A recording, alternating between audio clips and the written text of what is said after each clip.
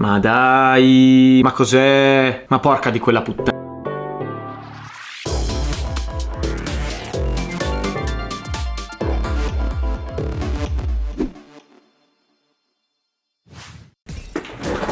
...2022, here we are, back again in the game. Third video, no one believed in this and neither did I actually. But yes, we are back, another video. And design highlights of December 2021. Nice to meet you all. I'm Pedulli, industrial designer based in Italy. With this series of video, I'm just trying to share with you some interesting design related hot stuff that went out last month and which I think that have interesting design details, processes or approach that in my opinion should have been shared, discovered and highlighted. The more I keep going doing this, the more I realize how both funny and extremely difficult it is to have a YouTube channel. Do you see these eye bags? Yes, I know you do because I see them too. So help me clicking the button down below, subscribe because it's free and because you help maintaining my mental health safe. Thank you. Well, now, new year, new energy, new stuff. I'm hyped. You are hyped. Actually, I don't know if you're hyped, but you should be. And let's go immediately with number 1. Oh, autofocus? Autofocus on my hand? Santa Claus brought me a new camera, and I love it. So, number 1 is the new electric car designed by Arrival in collaboration with Uber. Arrival is a beautiful Anglo-American startup that design electric vehicles. One of the most interesting things about this company is their vision about logistics and production. In fact, their approach is totally based on microfactories, modular fully automated spaces in which automatic robots and cool super machines are able to assemble different vehicles, reducing the costs of logistics and production. Arrival came out in December with their third product. After electrical buses and delivery vans, they came out with their first electric car. This car has not been realized for every single person that would like to buy it, but being designed in a very dynamic collaboration with Uber, it would be specifically focused for ride-share drivers, becoming the ideal vehicle for a Uber driver. The cool part of this collaboration is that Arrival brought the technical and practical strengths into being able to actually build and produce the car. Uber has added its knowledge and know-how related to the users and the act of movement itself. Also, hailing drivers has grown exponentially in the recent years, and the ability to bring a fully electric vehicle designed specifically for those users and those needs is a totally logical move. So in this case, Uber will not own the cars, every single Uber driver has to choose to buy it, so all the function, all the needs, all the interaction has to be perfect for that specific user. So we can already imagine how much time they spend analyzing all the different user flow, user needs, and all the users' desire. The car has been designed precisely for both drivers and passengers, and all the functions are specifically made to enjoy the ride. Starting from the height of the car, in fact this machine is actually taller than a normal machine, simplifying the act of coming in and out. The driver has placed slightly higher, will be able to have a greater control of the vehicle. And also the space for the passenger is huge, the leg space is incredibly high, which can also be expanded by easily move forward the passenger seat. There's also a backspace for luggages and bags, and the visibility has radically improved from a normal car. And you can see how much vision you can have, both from the roof and the different windows all around the users. You can see landscapes and city like in full HD 4K mode, like enjoying your ride. Like this way you can really enjoy all the landscape around you. Also the internal finishes are made in a beautiful and waterproof fabric covering, which bring a sense of warmth and coziness. As for the Tesla, different interactions are held by a huge touchscreen on the center of the cockpit, making the interaction for the drivers easy, minimal, and also keeping the internal design very clean. This is a smart solution also for the company in terms of logistics and production. You know that English are kind of strange people who have decided to live their life driving on the left.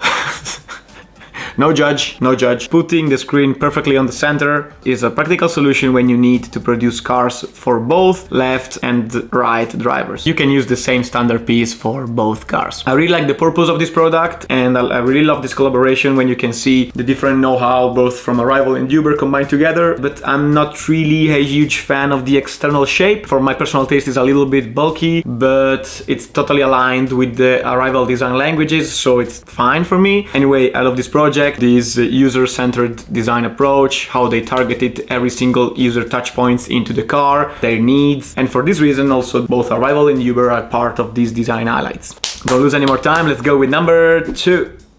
Prendi il numero, bastardo. The new model of the III company. Porca troia.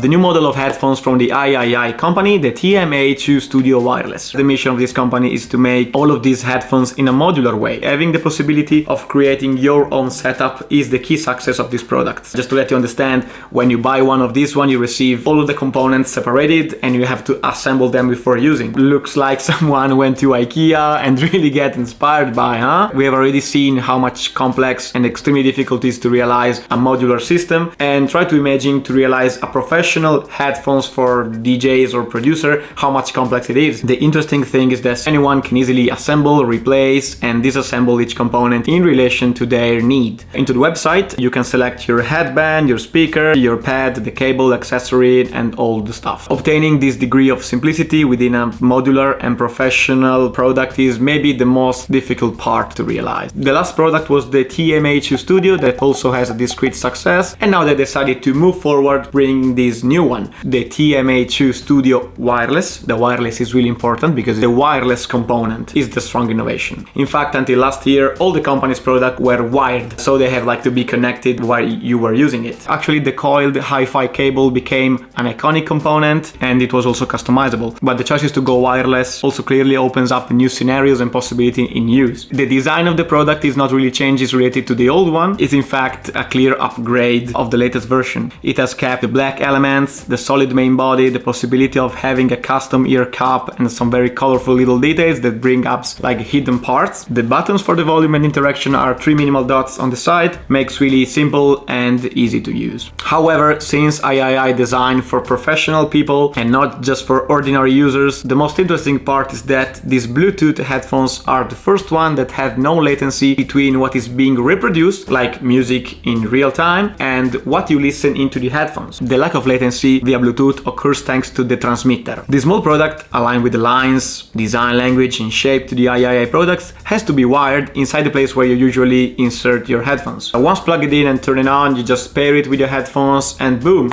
no latency. Game over. I really love when a company understands that there is a problem, like in this case the latency, and they decided to solve it, bringing to your user a more complete experiences. And generally speaking, apart from this interesting approach of problem solving, I also like the shape, the colors, the finishes, the details, and this possibility to play and assemble your modular components. I think it's a beautiful vision and a beautiful mission that they have. So for all said, they desire to be here today. Now it's time for number 3. Number 3, another vehicle. The third product, in fact, is the new Cyberquad from Tesla for kids. Yeah, kids. Incredible, huh? And now, after putting on the market the most discussed car of the recent years, with this totally new, never seen shape, they decided to dedicate the same design language also to a totally new type of products for Tesla.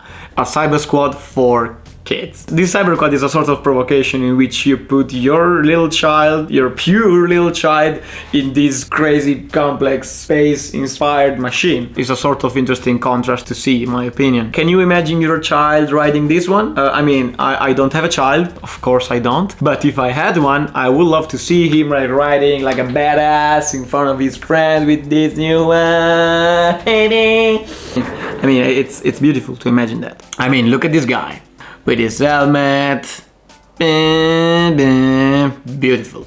Beautiful. The design of this is totally based on the other Cyberquad, the one for adults, with a full steam frame, cushioned seats and adjustable suspension. It is designed for kids from 8 years old and it's powered by a lithium-ion battery positioned in the back for an easy interaction during the charging moment. The product is up to 15 miles of range and a configurable top speed up to 10 miles per hour. It has both a forward and reverse driving, just switching up the button and done. The command to accelerate is also very simple and immediate, and the 4 wheels are made on pneumatic rubber tires. I do very like the central body, kind of emerge from the rest of the vehicle, enhancing the design language of the brand and also camouflaging the rest of the structure that has been realized on even darker color, which almost disappears, making the object totally recognizable and really iconic. I also really like the lights of this product, both front and rear, which have been adapted to the side of the metal polygons that create the aesthetic structure of the car. I think it's a perfect combination to mask the light and integrate it perfectly into the vehicle. About this kind of designs, I do really like when someone decided to invest in emotions, because of course this product is not really fundamental, it will not save the world, it has not a specific scope, it's more, let's say, an experiment. If there is a product that makes you smile,